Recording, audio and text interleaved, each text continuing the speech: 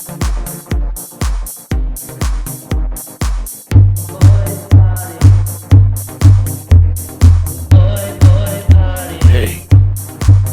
I just want to record another podcast with you. Tell me something, boy party. Oh, tell me something, boy party. That's very good. We didn't think of that one earlier. I did it like 2 minutes ago. I wasn't listening to you. Okay. It's Boy Party. Hello, everybody. Welcome back to Boy Party. My name is Lucian. I'm joined, as always, by Shane. The star that is currently being born. The star that's currently being born, screaming, coming out of his mother's womb. Yeah. Lucian is slowly trying to derail my career as a successful podcaster. Yeah, I'm going to piss myself in public. Yeah, I am selling out. To be honest, I am featuring on the new Jeans podcast. The new Jeans podcast. The new Marvel-related IP podcast. Okay. All the shit we don't want. All the goons. Well, that's okay, because we are here today on Boy Party to talk about one of the most iconic films of the last 6 or 7 years. Is that true? I think yes. I think it's got like 4 things that people talk about every day. Sure. Yeah, I'll give you that. I think this film is an iconic film. Whether it deserves to be or not is another matter. But I think there are multiple memes, images, lines, and songs from this film that are in the daily cultural circulation of thought and they're used by people who probably even haven't seen the film. Yes, and I think that it is up there with the most kind of thought about films from the sort of last decade. And do you think that would have happened had this not been like based on something that had been made 3 times previously? I don't know. I think that if a Bradley Cooper, Lady Gaga film called, Schmungus Origins came out and had all this music in it, I think that it would have made the exact same amount of money as if it was called A Star Is Born. I agree. So I don't think it's necessarily the IP of A Star Is Born that made this film a hit. I think that the IP of A Star Is Born got the film made, obviously, more than an original. I think that the IP of A Star Is Born would make you more comfortable letting an actor make his directorial debut with this project. Although I would also argue that it would make you much more nervous, because you can't make a bad version of A Star Is Born and then do it again 5 years later. There is a 20-year built-in timeout after A Star Is Born gets redone. That Warner Brothers, had they let Bradley do this and he had fucked it up, they would have really burnt their 2010s, 2020s Star Is Born, and they would have had to wait until the 2030s to do it again. I mean, and that's a risk until the TV show comes out. Yeah, sure, but that's a risk for the first director. This was a long time in the works. Yes, and we'll talk about that in just a moment. Yeah. But it is harder to reboot A Star Is Born if you fuck it up than it is to reboot Spider-Man or Fantastic Four. Yeah, because the entire premise is based on we're leaving a generational talent. Yes, exactly. Being the lead of it. Exactly. And because it's about a generational talent, the generations have to pass before it kind of rolls over. Now, the interesting thing is that there is, of course, the sort of the 30s version, the 50s version, the 70s version, and then they don't do it again until 2018. Mm-hmm. There is a 40-year gap, more or less. Yeah. A bit more, even, between the Streisand Christopherson version and this. It was originally meant to be 30. 20, yes, 30 well, years. But there is an argument that The Bodyguard was sort of the 90s version. The Bodyguard has a very similar sort of vibe, if not setup, of famous pop female singer, and there's a guy I haven't seen The Bodyguard, but I'm assuming it's kind of similar. Costner and Whitney Houston, and it was an enormous movie, produced a huge soundtrack, and it kind of filled the gap where a 90s Star Is Born would have gone, in the sense as well that Whitney Houston would have probably been one of the lead kind of frontrunners to be in a 90s version of A Star Is Born, along with your sort of Mariah Careys and other types. Do you think at the time of this film's release, yes, the star of the next version of Star Is Born was born? Sure. I don't think it's someone we think. I don't think that the star of the next version of A Star Is Born is necessarily going to be somebody that we have heard of right now. Oh no, of course. I highly doubt it. But it's unlikely. Yes, sure. Had people heard of... Yes, no. I mean, look, of course not. Lady Gaga was not born in the 70s. Not born in the 70s. Streisand was definitely not performing when the Garland one was made. I don't know if she would have been born. Sure, she would have been born in the 50s. She's yeah. 42, I think she was born in. She was alive when that film was made. A child. And then I assume Judy was probably around when the Janet Gaynor one came out, as in alive, not famous. Mm-hmm. So yes, the Star is Born, Star of the Future is not meant to be well known when A Star is Born is made. The man, however, depends. I suppose there's a chance the next Star is Born might be gender swapped to shake things up. Mm-hmm. I think the way that the industry is now and will be in 20 years would allow for there to be a dynamic with an older female star and a younger male star. Mm-hmm. There are projects like that even now. It's not immediately jumping to mind what there is, but something where there is a female star. I mean, I guess that's kind of what Sunset Boulevard is, but there's lots of films, of course, where there's like a female star who's fading and a male star who's on the rise. And you could do A Star is Born like that. But maybe the male-female dynamic in it is important. Is there an actor working currently that... Is there a male musician who is also like a good actor at the moment, off the top of your head? Is there a male musician who's also a good actor? At a stretch... Like musician first. Donald Glover maybe is... Donald Glover is, I would say, an actor first. You think he's an actor first? Sure. Justin Timberlake's an okay actor. But you're not making A Star is Born with Justin Timberlake. Oh, no. Well, you absolutely could have. Okay, sure. Okay, 10 years ago. In a gender reverse. Are there any others? I mean, there's guys like Tom Waits who are really old, who are great actors. There's Chris Christopherson, obviously still alive and did this before. I'll have to get back to you on that one. In terms of the big male stars, obviously The Weeknd. It seems more common. The Weeknd is in Uncut Gems. Then he goes on and does The Idol. Yeah. The Idol is actually very Star is Born-y and is kind of stealing from this. And I have only seen one episode of it. It didn't seem very good to me. I think the problem there being that they cast two terrible actors. Yeah. But yeah, there's I'm trying to think of the other big male stars. Who even are Harry Styles? Yeah. Is he a good actor? He's an actor? Really know. We don't really know yet. I think. But he does kind of have the name recognition. He's been in 3 films. One great director, he's good in it. One terrible director, he's bad in it. And then My Policeman, which, I'll be honest, folks, I fell asleep 5 minutes in and I slept through the entire thing. I can't tell you if he was good in it or not. Sure. Didn't seem like a very good role to me. Pretty neutral review on Harry Styles' film career. I think so.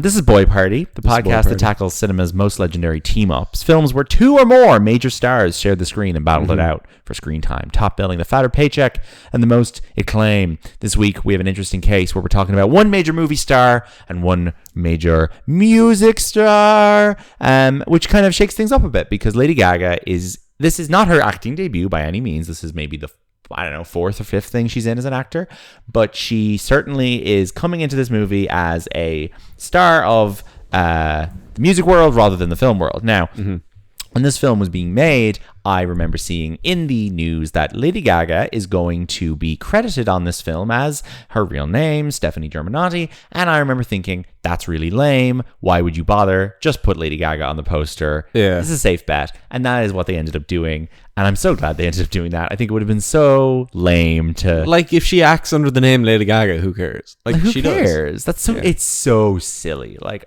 imagine if... Is Bradley Cooper his real name? I think Bradley Cooper is his real name. His name is Bradley Charles Cooper. Fair enough. But I think that, imagine if what's another person with a made up name? I don't know. Beyonce? Is that her real name? Beyonce's her real name. I don't know. Madonna was in a film. I don't know what Madonna's real name is. Anyway, this argument hasn't lasted very long. No. But anyway, Stephanie Germanotta is thankfully not on the poster for this film. Lady Gaga is. So Lady Gaga is... most of her IMDb credits are her own music videos, which is, of course, funny. She is a girl at swimming pool number 2 in an episode of The Sopranos in 2001. That is her acting debut. That's very funny. Then she is in Gossip Girl as herself.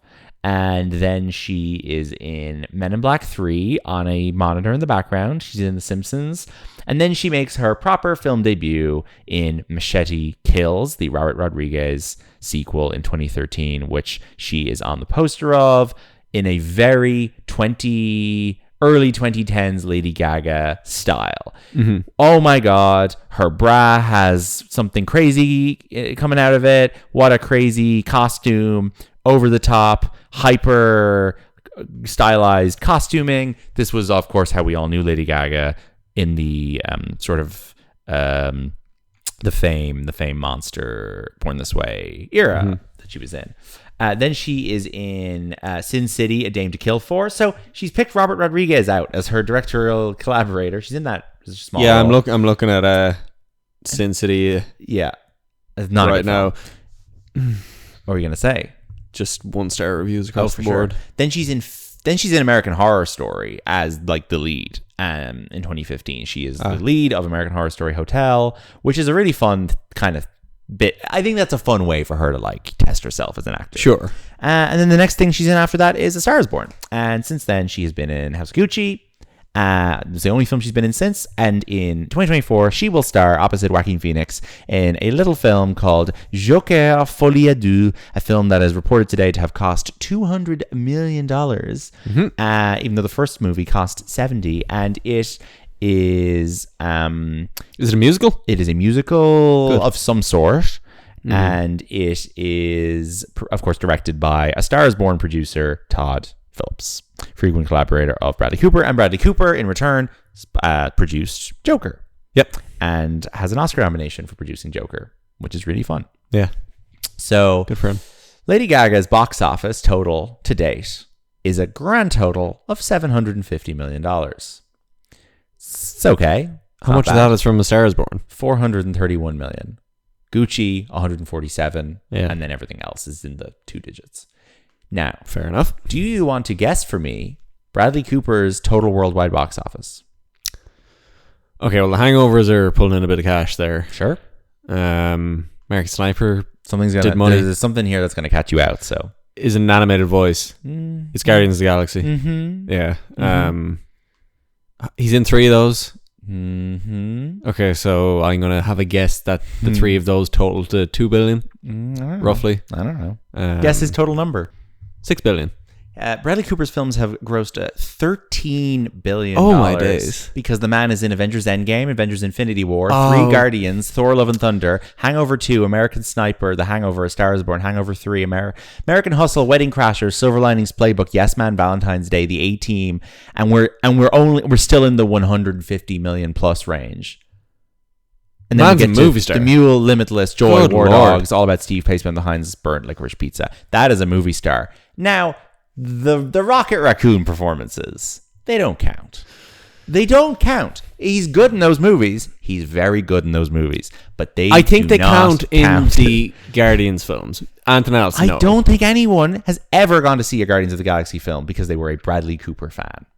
You might like the character of Rocket Raccoon, you might like his performance, but you are not going to that film because Bradley Cooper's name is on the poster. Okay. I just don't believe that to be the case. Same with Vin You Diesel. can't credit that money to him. You can't. You credit that money to Chris Pratt and Dave Bautista and Zoe Saldana, Sure. 100%. You cannot credit it to him. But I would say that the success of American Sniper, a film that made over $500 million, is a 100% Bradley Cooper movie star achievement. And I think that after that, The Hangovers too. The Hangover is 2, but I think you got to share the credit there between the 3 guys. I think once you get that American Sniper hit at the end of 2014, that was the highest grossing film in the US in 2014. You made more money than Guardians of the Galaxy did. You suddenly open up the floodgates where you're like, oh yeah, of course they would give him A Star Is Born, and of course they would let him direct it and produce it and write it and do whatever the hell he wants, because he has reached this sort of crazy Cruz DiCaprio Hanks level of like, we could literally put this guy in anything. And I think he is great. I had no strong feelings on him throughout much of the 2010s when he was popping up in films all the time. I think I got a bit overexposed on him between his David O. Russell collaborations and everything else he was doing. And I was really just kind of like, this guy's nothing particularly exciting. There's so many more interesting movie stars around. And now that he kind of works a little bit less, and when he does work, he's directing as well. And the 2 films he's directed, I both really enjoy. And now I'm like, oh, this guy has a really special, old-fashioned, very intense and engaged quality that I think makes him an interesting actor and an interesting director. And I am kind of excited to see what he does for the next 30 or 40 years. Absolutely. Yeah. I think he wasn't. I don't know. Was The Hangover his kind of breakout? Sure. Yeah. I think maybe coming from that took a while to wear off. Sure. Yes. Before he was kind of taken. He's not very interesting in those films. He's playing a kind of boring character. Funny that those films have though provided him with a very long-standing creative partnership with Todd Phillips. It's true. They've kind of made. I'm trying to figure out in my own head where I viewed him as in the movie star power rankings. I think that stuff like Limitless made him seem like a Gerard Butler level guy. Yeah. I think that those kinds of schlocky B-movie Lionsgate things he was doing all through 2010 to 2014 just made him seem like he was a sort of an Idris Elba, Gerard Butler level star. And because his career didn't take off with an Oscar like some people's do, yes. Which means he was kind of more. He's more vulnerable to being relegated to a B-tier star. Absolutely, yeah. By one bad performance or by kind of mediocre stuff. He could lose everything more quickly. Yeah. Whereas if he had one serious role as kind of the breakout, he'd kind of have that element of quality around him that'd be harder to shake. But he's built that back now. He earns that over time. Yeah. And as of right now, he has been nominated for Oscars for Best Actor in Silver Linings Playbook, Best Supporting Actor in American Hustle, Best Picture for American Sniper, Best Actor for American Sniper, Best Picture, Best Actor, and Best Screenplay for A Star Is Born, Best Picture for Joker, Best Picture for Nightmare Alley, Best Actor for Maestro, Best Original Screenplay for Maestro. And he has never 12 nominations, 0 wins, and he's not going to win one this year. Poor guy. What's the record again? What's the record? Oh, I don't know. What's the record for acting? I don't know. Okay. I don't know. But I know that he is in terms of his producerial and directing and everything else, he's doing pretty badly. And I really wish that he would win an Oscar sometime soon. I think that he is. If anything, I think it's driving him a little bit insane. Yes, I think it's driving him most insane. Recent press tour. And I think his performance in Maestro is the best performance of his career. Do I think it deserves to win the Oscar? I guess I don't. I think it's a pity that he's not in a less competitive year. Because I'd be very happy to see him win if he was competing with actors I don't like. The fact that he's in a 3-way race with Cillian and Giamatti, or 2 actors I just like a little bit more than him, is no discredit to him or to Maestro, which I think is great, but or not great, but I think he's great in it, and it's a good film. And it's unfortunate that he is not winning that Oscar, and he's not winning any Oscar, and he's gonna have to do it all over again. Will he end up winning his acting Oscar for something shit and boring that he's in? Probably. He'll do something shit with a shit director, and he'll win his Oscar for that.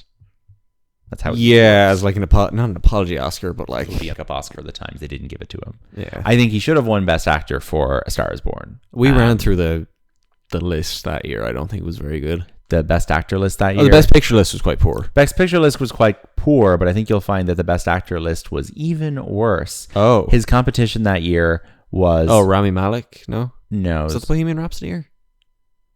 It was the year. No, I'm thinking. Oh, you're right. It was. Sorry, he lost to Rami Malek. Christian Bale, Vice, is also in there. Vigo in Green Book. Jesus. I mean, it's the better of the 2 performances in Green Book. No, it's not. What am I saying? It's a terrible performance. And then Willem Dafoe in At Eternity's Gate, a film that no one has ever seen.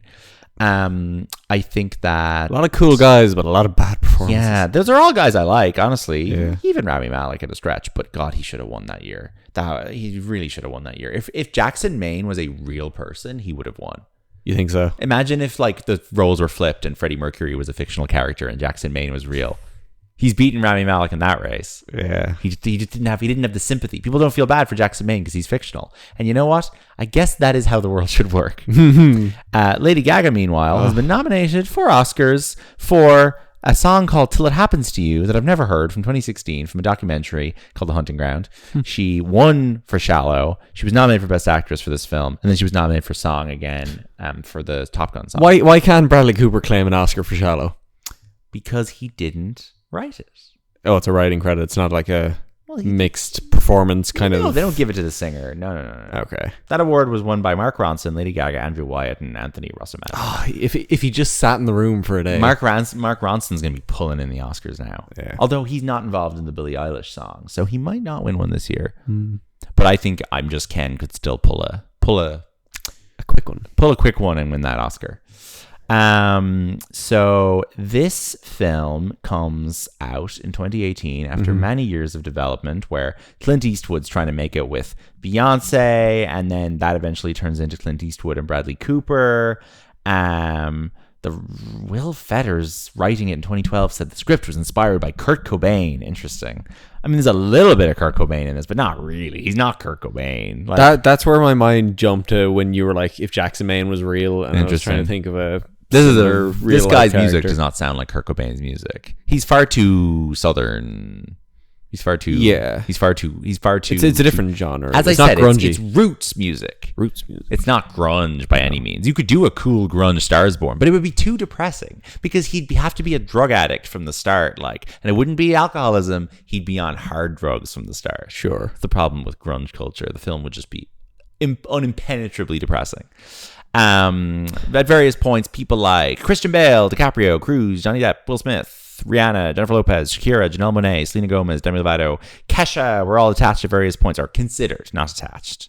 The list of potential actresses is the more interesting one there. Imagine this, the grease dripping off the fucking Johnny, Tom Cruise, Kesha, Stars or the Born. Johnny Depp, Shakira version. Oh, Lord. That would be so greasy. Oh my God.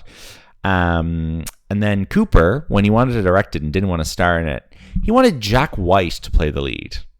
First I'm hearing of that. Sure. Interesting. Okay. So Jack White is maybe something that he's thinking about when he's creating this character as well.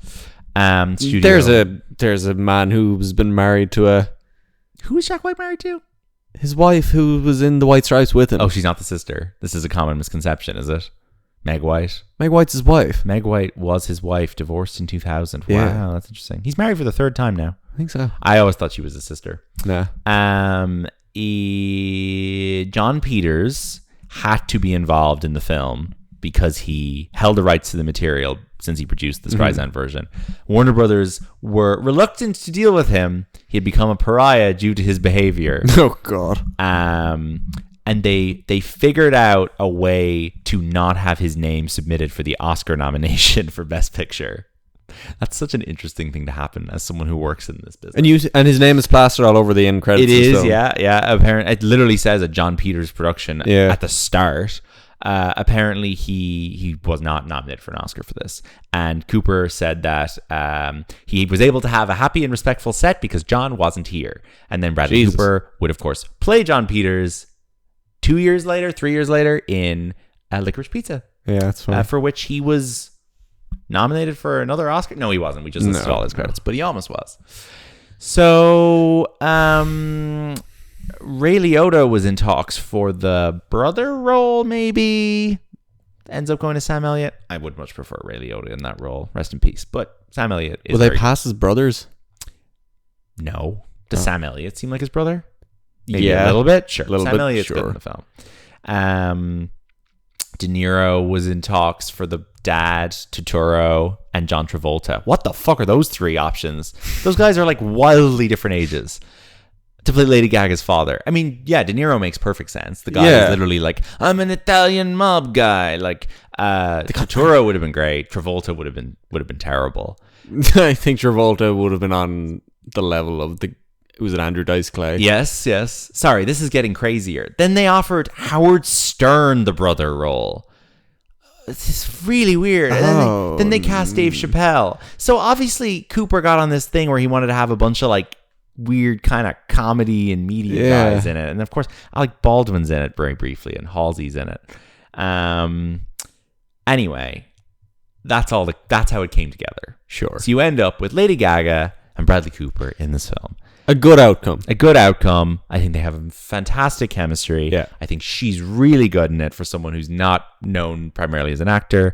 And I think this film went a long way in re-establishing her brand for general audiences from her sort of early 2010s thing of I'm so crazy. I wear meat suits and all my songs are about penis puns and such. Clubs and coke and Hitchcock puns. And now she is seen very much as, I think, and it's funny because her music is still incredibly brash pop music that is mostly popular with gay men. But she is now seen as much more of what she wants to be seen as, which is a Liza Minnelli, Judy Garland disciple, a very sort of classy, put together Hollywood dame who is acting in prestige films for Warner Brothers every couple of years and in Gucci and Joker, and she's also putting out pop music. And I feel like her music is actually really inconsistent with that brand, but she's completely pulling it off because I think she is just very widely liked and everybody has a lot of respect for her. Oh, she's absolutely earned that title now at this point. Yeah. I went through a couple of years there of being pretty exhausted with her because I lived with two gay men who would play Rain on Me every time they would shower. I really dislike Rain on Me. Rain on Me is a terrible song, and I would have to listen to Rain on Me being blared on a loop in my home literally 4 times a day, I would say, if not more. And that song is terrible, and I went off her because of that. And then when I moved out of that house, I was able to rekindle my love of Lady Gaga's music because it is great. The funniest part of this film is the fact that her character transitions to a pop star. That is nothing like her. But she manages to look so uncomfortable being a pop star despite being a... Mm-hmm. And you forget, and it's like... It's the best part of the performance is that she is able to play Ali as such a unappealing pop star. Yeah. Who has none of Lady Gaga's. She obviously has great awareness of what makes her popular and successful as an artist. Yeah, exactly. And that she's got such good command of the space of the stage that she's able to actually reverse engineer a performer with very little stage presence. I mean, obviously, Ali has great presence when she's performing with Jackson. Yeah. And when she's performing Jackson's music. Or at a piano even. At a piano, when she's performing Shallow, and when she's performing the song at the very end. Yeah. But when she's performing her manufactured pop music, it is really, really cringe-inducing. We were trying to figure out who she reminded us of. We couldn't really think of anybody specific, but the sort of pop singer that David Guetta does a song with that has never really had a great hit. Yeah, who somehow has like 4 billion stream songs, but you couldn't pick their face out of a lineup. Yeah. I mean... Yeah, I don't know. Someone who'd end up being a judge on The Voice, basically. Sure. Yeah. Our favorite part of this film is, of course, when the giant Ali billboard is superimposed in the LA skyline, and just look, no one is getting their digital compositing award of the year for that. No. The script for this film was written by Cooper, Will Fetters, and also Eric Roth. Eric Roth being a man who I have interacted with at work and is a very pleasant guy. He is one of the most successful screenwriters in film history. He wrote Forrest Gump. He wrote The Insider. He wrote Munich with Tony Kushner. What a duo. Oh my God. He wrote The Good Shepherd, Curious Case of Benjamin Button, Extremely Loud and Incredibly Close, A Star is Born, Dune, Killers of the Flower Moon, and Robert Zemeckis' upcoming film Here, starring Tom Hanks and Robin Wright, which I'm really looking forward to, actually. He produced Mank, and he is probably got loads of money, which is why he stopped replying to my emails. Although he did actually time that quite well with the start of the WGA strike. So maybe he was just refusing to reply to me as a protest. His script for Killers of the Flower Moon, I think, is excellent. It didn't get Oscar nominated, and people speculated that maybe it was in fact rewritten by Paul Thomas Anderson, and that's why Eric Roth wasn't campaigning at all. I also think at Eric Roth's age, do you really need another Oscar nomination? Not necessarily. The man's probably very content. Yeah, I'll leave him there for someone else. They also have to credit on this film all the previous screenplays, which is kind of fun. So it's also based on the script by Moss Hart, based on the script by John Gregory Dunn, Joan Didion, Frank Pearson, based on the story by William Wellman and Robert Carson. I mean, it is insane that you could make a film with Lady Gaga in 2018 and Joan Didion is getting a screenplay credit. But anyway, really interesting stuff. What do you think is the best song in the film after rewatching it? Few strong it kind of has to be Shallow. Shallow has, like, you know, is the default answer. Yeah. I guess when I want to say something other than Shallow, it's kind of just me being a contrarian. Yeah, and like probably overexposure to Shallow is like... I've never put on Shallow to listen to, though. I used to go to a gym where it used to come on. Yeah, I feel like it's not a hard song to stumble upon by accident, so I've never gone and played Shallow. I have gone and pressed play on Maybe It's Time to Let the Old Ways Die, and I've pressed play on the one with the 3-minute intro when she's walking to the gig that then turns a bit shit when it actually starts. Yeah. Also, Black Eyes from the very start. Black Eyes is pretty good. All of his like very like upbeat rocky songs are quite good. And then I think I'll Never Love Again, the big final song, is really, really good as well. What's the one in the middle she plays? I'll Always Remember Us This Way. I'll Always Remember Us This Way. I have no interest in that. That is weirdly one of her top songs. That's like a billion stream song. Yeah, like when I heard it in the film, I was like, oh, I'm incredibly familiar with that song. Like, it's not that exciting. I don't know. I like it. We have to do our poster corner. You're not looking at it. You got to. I can pull it up real quick. It's very, very good poster for this film. I think really striking, high contrast, black and white image of the two of them with their heads pressing against each other. He's got a guitar. She's got some lyrics in a notebook. Kind of big gold Christian imagery to it. Maybe a little bit. I think the gold and the white. He kind of looks like Jesus. Yeah. A big gold, shiny Stars Born. Faded palm trees in the background. I think it's nice and simple and striking. Interesting billing situation with this film. Bradley Cooper, first billed on the poster. Lady Gaga, first billed on the credits of the film. Mm-hmm. So we flipped it. I wonder, was that something that was negotiated or just the way it turned out? I am wondering if anyone's salaries for this were ever disclosed, but I feel like Cooper directing and producing and writing probably makes that a bit complicated. Apparently, Bradley Cooper, that sounds so made up to me. This is like an AI generated website. I'm not even going to read this out. Okay. Okay. It says he maybe makes about 15 million per movie, but not specifically this one. Yeah, nobody really knows. I know that for Joker, she's getting paid 12 million. So good pull for her. She's probably her salary. Like, would she be making 2 million for this? I'd say more. I'd say like 5. I'd say it was probably like 5 and 5, and then he probably got. But for a relatively unproven actress, doesn't matter though. They're still selling the film off of her being Lady Gaga. That's true.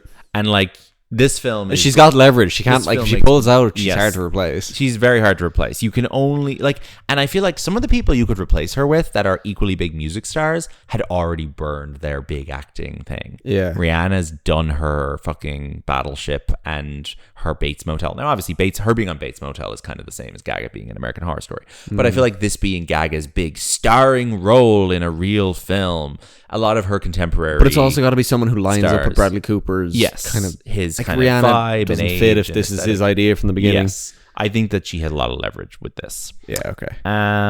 So anyway, this film is I think everyone has very fond feelings towards this. I think it's not amazing. I think that Maestro is arguably better, but I think they're both really strong. Yeah, he has a lot of talent as a director. This dies a little bit in the middle. Yes, it definitely does. Oh, for sure. The Dave Chappelle stuff is weird. They pull in a bunch of supporting characters who just are not interesting at all. Yeah, because the two of them are so alive on screen. Yeah, that's like we don't need to see. No need to be watching any of these other characters. Sam Elliott, fine, but Chappelle and the English manager guy, and it becomes like weirdly kind of distracted with uninteresting people. Yeah, and there's some truly devastating scenes in this, and like not even the end, but like towards the end it starts to get much better than the middle, and it ends on such a high. I think. Yeah, the award ceremony scene is tragic to watch. Oh, it's just the pissing himself. Yeah, they've done, and I we may cover other versions of A Star Is Born later on the podcast, so I don't want to. You don't want to get too much into the other ones. But Jesus, there's like things that are done in this film that have been done previously, including the hey, I want to take another look at you, and this film manages to find new fun ways to do them. And then there's other things that this film does that previous versions have done better. I think you and I both agree that the final long performance at the end of the Streisand version is a lot stronger than the one at the end of this. It's just better directed. I think it's shot in one long take. This film just doesn't trust her to keep the camera, and it goes off showing little flashbacky bits. Now when it hard cuts to Jackson singing the song, I think that's fantastic. Oh, that really moving in. But I think the random little flashbacky bits, as you pointed out, do you think it's a weakness of her or lack of faith in her, or the song, or the song just wasn't strong enough to sustain I don't think it's the song. I think the film is actually very confident in the song. Okay. I think it's in her ability to conjure a sense of tragedy around his character. I think the film wants to take the shortcut with that and give us little snippets. Do you think there was an earlier cut of the film where it doesn't include the little snippets? Oh, for sure. I think that they were probably messing around with that loads. Yeah. No, the Streisand thing is insane. Yeah, you should all check that out if you haven't already. Absolutely. I will do the credits game now. Well, who won the movie? I think both. I think he does because he's directing and he's great in it. But she's great too. But I think I earned I think greater respect for Bradley Cooper from this than I didn't previously have than I did for Lady Gaga. Sure, but if you had any doubts about either of them being like real stars, it's real stars. It's kind of cemented it for both of them. So now I'm going to do the credits game. I'm going to rechain the credits backwards of a film starring one of these two stars. It is based on what's on Letterboxd. I'm going to go from bottom to top and see how fast Shane can name the movie. Do you want a year or no? Yeah, give me a year. 2001. All right. Okay, so this is this The Sopranos? No, that's not a film. You said Whitney Vance, Jacob Shoesmith Fox, Judah Friedlander, Nina Hellman, Madeline Blue, Christopher Cusimano, Kevin Thomas Conroy, Kevin Sussman, Gabriel Millman, Elizabeth Banks, Marissa Ryan. Is this Valentine's Day? No. Okay. That is not from 2001, my friend. Sure. Bradley Cooper. We have a lot of names left to go. Right. Amy Poehler. Mm-hmm. Liam Norton. Michael Ian Black, Joe Latruglio, okay, Ken Marino, right, Gideon Jacobs, Molly Shannon, A.D. Miles. Okay, I'm gonna pause you here just to I feel some things out. I don't think that this is going to get any easier for you as I go along. Okay. Do you think I've seen this? No, I don't think you've seen this. Okay, well, Amy Poehler is there, so I'm sensing it's some sort of comedy. Sure. Is it like American Pie adjacent? Sure. Okay. Is Mr. Levy involved? No. It's not like one of those. No. Okay. Mr. Levy's not involved. This is too good. Too good for him to be involved. I like this film. I like its sequels, quote unquote, even more. I'm going to keep going. Is it animated? No. It's not animated. Christopher Maloney, Zach Orth, Paul Rudd. There's more names, but honestly, the rest of the names aren't going to help you. Okay, so Bradley Cooper is what, like 20 in this? Sure. Bit older? Sure. That range. Bradley Cooper. Is he playing like a himbo type? I guess. I think he's playing a version of his true inner self. Oh, okay. It's not Valentine's Day. No, of course it's not Valentine's Day.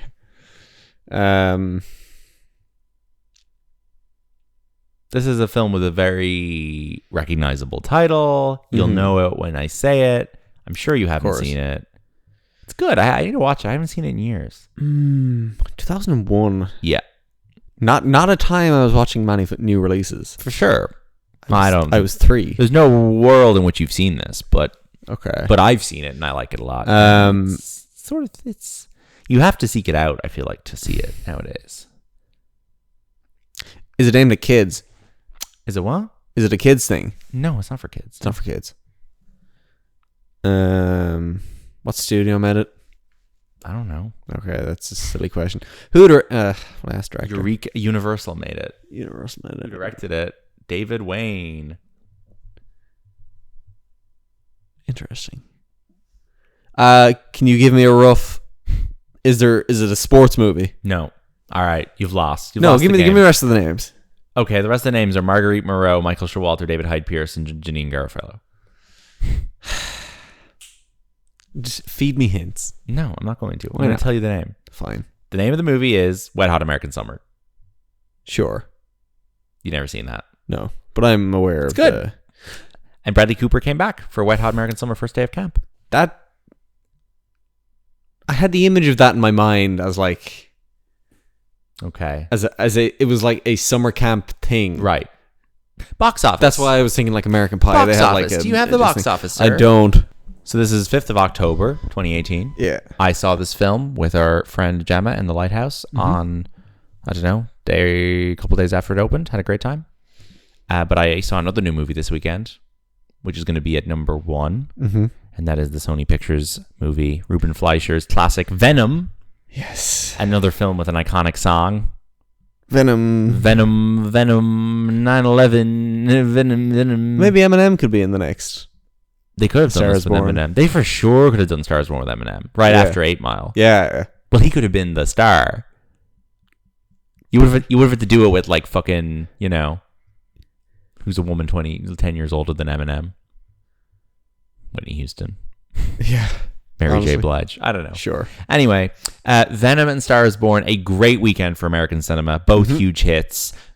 Completely different audiences. Coincidence that we also saw the delightful next installment of the Venom universe, Yes. Madam Web yesterday. Yes. I think better than Venom. Really? Like a better watch. Sure. Yeah.